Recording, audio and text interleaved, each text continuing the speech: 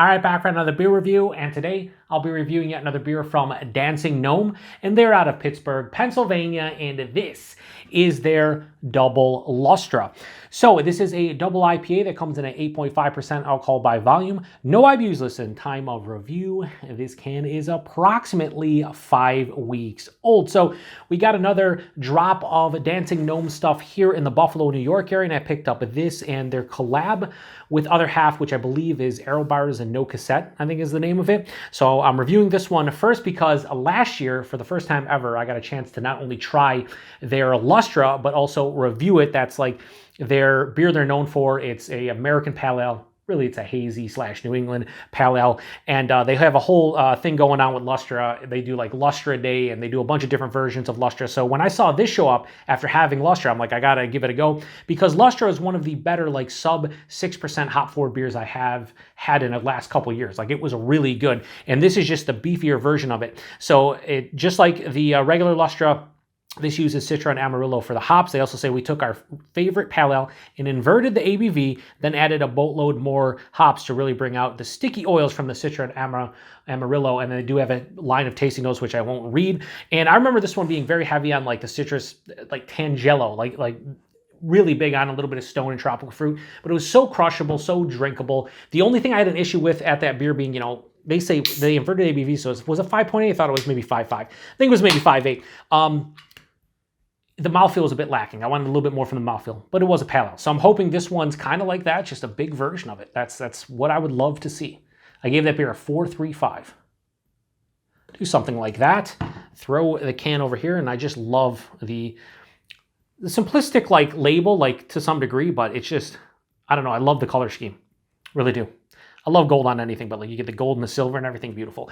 So this is definitely much darker. This is like that. I always say like the innards of like a cantaloupe or honeydew, like has that dark orange color. Doesn't look like oxidized or anything, just has a deeper, like richer orange color. Yeah, very murky and turbid, can't see through it. Had about a half finger of a off-white soap sudsy looking head that is now dissipated to a thin film. Try to see if we can rustle up that head again. Not really, it's about a half a finger or so. Hold it up to the light, yeah, you really can't see through it. I mean, it looks like maybe a little bit of like an older school hazy double IPA to some degree, whatever. Looks can definitely be deceiving. Skid knows. Yeah, so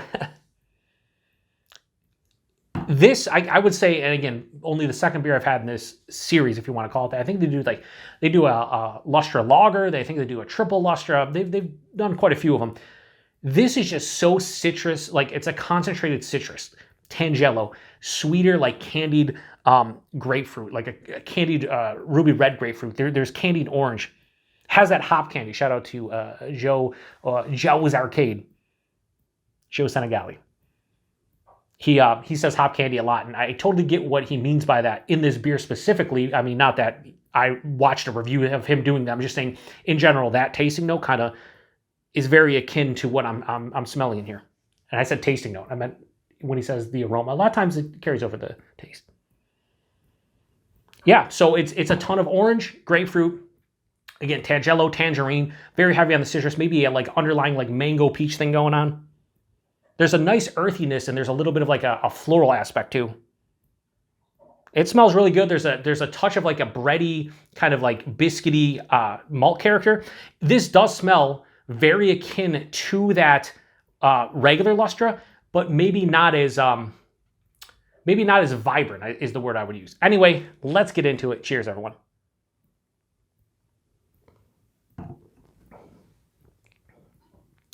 So the taste of this one, the malt is a little bit more present, right? But holy shit, that citrus character is amplified.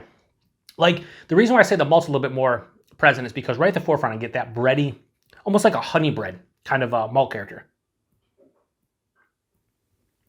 Yeah, honey bread malt character hits me right at the forefront. So that's why I say that. But anyway, let's go body mouthfeel. Body on this. Higher side and medium into, I would say just higher side of medium. I'll say into low full. More higher side of medium. 8.5% is appropriate. The mouthfeel. I think both Lustra and this, the mouthfeel isn't as lush and just spectacular like a lot of other mouthfeels from some of the upper echelon breweries. Is it soft? To some degree. Is it smooth? Yeah, a little bit. Is it creamy? Not really. So while the mouthfeel isn't bad, it isn't in the top tier, right? It's not even like approaching the top tier. It's fine for what it is. The body's nice. The mouth feels fine. The taste, honey bread at the forefront, dives underneath the palate after that. Just waves and waves of citrus. And overripened, like juicy citrus. There's Tangelo, there's tangerine, there's orange, there's ruby red grapefruit. And it's not as candied as the nose was indicating. So when I said hop candy, sure, in the nose, yeah, 100%. In the taste, not really hop candy, it's just more of juiciness. Then, after that, midway through the palate, I get a little bit of like this slight herbaceous dankness that kind of hits me, which I wasn't getting in the nose at all. And then the finish, this finish is semi-full on dry, mild bitterness. This is more dry than bitter, but it's a little bit sweeter in general. It leans like, I'd say 60-40 sweetness to dryness. So it's not like a cloying double IPA or anything, but just has a little bit more. I think it enhances the juiciness because you get all that juicy fruit on the front of the palate and it's sweeter on the back. So it does like replicate fruit juice to some degree and more again in that citrus fruit juice realm. 8.5% hides it extremely well. Not even a warming in my chest. That's kind of scary from that aspect for sure. Here's what I'll say. Is this a really tasty double IPA? Yes. Do I like it as much as regular Lustra? I do not, and I'll tell you why. I think Lustra, in that small sub 6% package, did more for what I was looking for out of that beer than what I'm looking for out of this beer. Is this a good double IPA? Yeah, it is. It's a really good double IPA, and I'm going to give it a good rating, and I think it's pretty tasty. I just think regular Lustra is better than this one for what I'm looking for out of these beers individually. And I have to compare them because this is essentially the double version of Lustra, right? Or the imperial version of Lustra. So let's read the tasting notes before I rate it, just to let you know. It says big aromas of dank tangerine. So I did say tangerine. I did say dank. Sure. Grapefruit spritz. Grapefruit, sure. Spritz. And then springtime buzz, I guess, because this is released for the spring, even though it was released like in late January. Anyway, the positives of this one, I love the citrus character. Very complex, intense, over the top. I like it's pretty well balanced. Nice juiciness if that's your jam. Hides the alcohol extremely well. What bugs me about this one, much like the base Lustra, mouth feels lacking. And it's not overly complex as a whole. And I would want, I think, more stone fruit, more tropical fruit, a little bit less juiciness, and maybe a touch more in the balance department. Again, that's personal preference, but this is still a really nice beer. So Double Lustra from Dancing Gnome. I'm going to give this a low 4.25 and go 4.15. It's really good. I gave regular Lustra a 4.35, so I do think that one is a bit better, like I said. But I'm not angry at this one, especially for the price point I paid too, which we're going to talk about in a second. I think the price point's really nice on this one, especially when you're talking about a beer that, you know, gets distro and usually they're a little bit more expensive. This one wasn't that bad, and I'm happy about that. So anyway, price point and availability. Availability, don't know what Dancing Gnome. Get them in Pittsburgh. You can probably get them across PA. They probably ship. They might have a beer finder on their website. Go check it out. I just know we got a couple different drops from them over the past year and a half. And I'm happy about that. And I'll definitely pick up more. I have that other collab with other half that I'll review in the next week or two. And I can't wait for it. Price point. Here's where it's really nice. And you might say, well, it's still expensive. But again, they're making distro and a lot of these beers are expensive.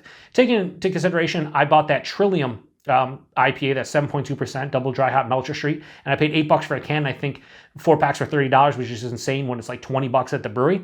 This showed up $5.50 a can, $20 a 4-pack. I'd imagine Dancing Gnome, it's not much more expensive than that, honestly.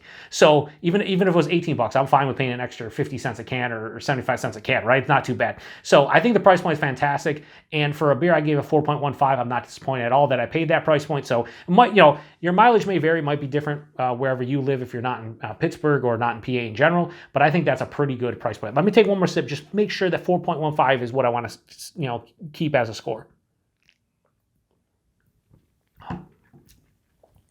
Yeah, and not that it's old, and I used to get this in a lot of like faded double IPAs from yesteryear. I'm talking like early to mid 2010s. I would get, if the beer was old, I would get like orange marmalade or some kind of like fruited marmalade on like white bread.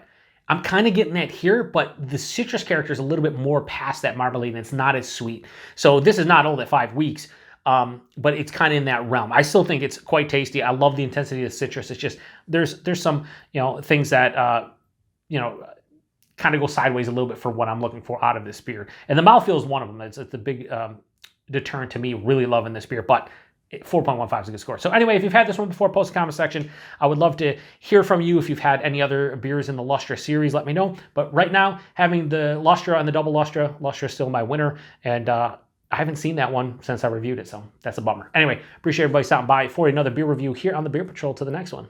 Cheers.